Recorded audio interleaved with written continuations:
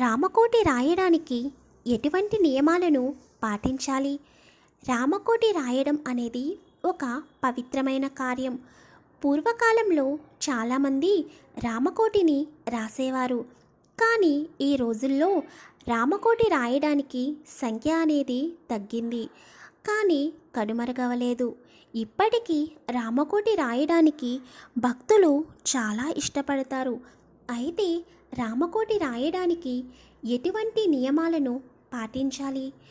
ఎలా రాయడం వలన రాముడి యొక్క అనుగ్రహం కలిగి అనుకున్న కార్యాలు సిద్ధిస్తాయో ఈ వీడియోలో వివరంగా తెలుసుకుందాం. రామకోటి కోటిసార్లు రాయడం వలన ఒక్కొక్క అక్షరం మహాపాతకాలను నశింపచేస్తుందని పరమేశ్వరుడు పార్వతీదేవితో అష్టాదశ పురాణాలలో వివరించడం జరిగింది. రామకోటి రాయడం వలన సమస్త పాపాలు అన్నీ తొలగిపోయి సమస్త పుణ్యఫలం లభిస్తుంది.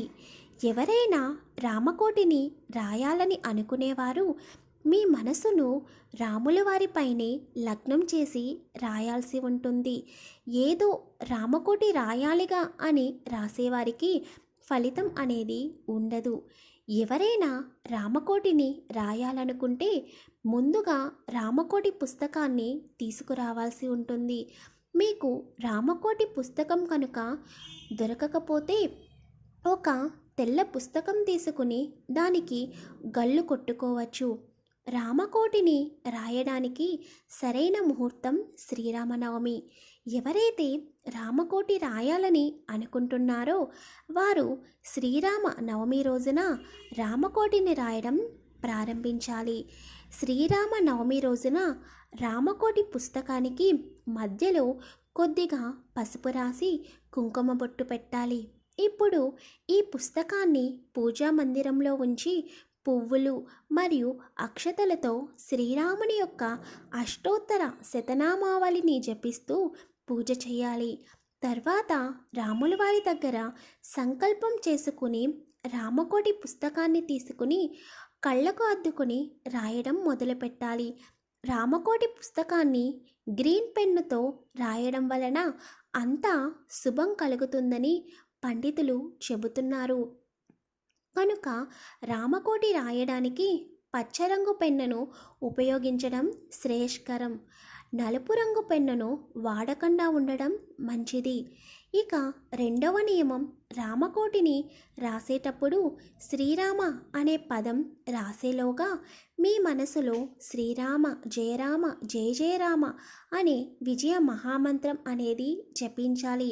ఇలా ప్రతి శ్రీరామ అనే పదము రాసేలోగా శ్రీరామ జయరామ జయ జయరామ అనే పదం అనేది మీ మనసులో చదువుకోవాలి. ఇలా చేయడం వలన మీకు ఫలితం అనేది త్వరగా వస్తుంది. అంతేకాకుండా మీరు మీ మనసును శ్రీరాముని పైన లగ్నం చేసి రాస్తేనే రామకోటిని రాయాలి. ఒకవేళ మీరు రాసేటప్పుడు మీ మనసు వేరే ఆలోచనలతో ఉంటే కనుక రామకోటి రాయడం ఆపేయాలి.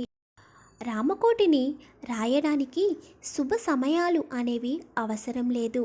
మీకు ప్రతిరోజు ఏ సమయంలో కుదిరితే ఆ సమయంలో రామకోటిని రాయవచ్చు. రామకోటిని రాసే ముందు కాళ్ళు చేతులు ముఖము శుభ్రముగా కడుక్కొని రామకోటిని రాయాలి. రామకోటిని రాసేటప్పుడు మీకు నిద్ర వస్తే రామకోటిని రాయడం ఆపేయాలి. నిద్రమత్తులో రామకోటిని రాయకూడదు. రామకోటిని రాసిన తర్వాత మళ్ళీ పుస్తకమును పూజా మందిరంలోనే ఉంచాలి. ప్రతిరోజు రామకోటిని రాసిన తర్వాత శ్రీరామ శరణం మమ అనే అష్టాక్షరి మంత్రంతో ఉద్యాపన చెప్పాలి. ఎప్పుడైతే రామకోటి 1,00,000 సార్లు రాయడం జరుగుతుందో ఆ రోజున రామకోటి పుస్తకాన్ని శ్రీరాముడి దగ్గర ఉంచి ఏదైనా నైవేద్యం చేసి పూజ చేసుకోవాలి. ఆ ప్రసాదాన్ని మీరు మరియు మీ కుటుంబ సభ్యులు తిని మీ చుట్టుపక్కల ఉన్న వారందరికీ పంచిపెట్టాలి. ఎప్పుడైతే రామకోటి రాయడం ముగుస్తుందో ఆ రోజున మీకు కుదిరితే భోజనాలు పెట్టుకోవచ్చు. తర్వాత ఓ పసుపు రంగు వస్త్రమును తీసుకుని దానిలో రామకోటి పుస్తకాన్ని చక్కగా చుట్టి భద్రాచలంలో ఉన్న శ్రీరాముల వారి గుడి దగ్గర సమర్పించాలి.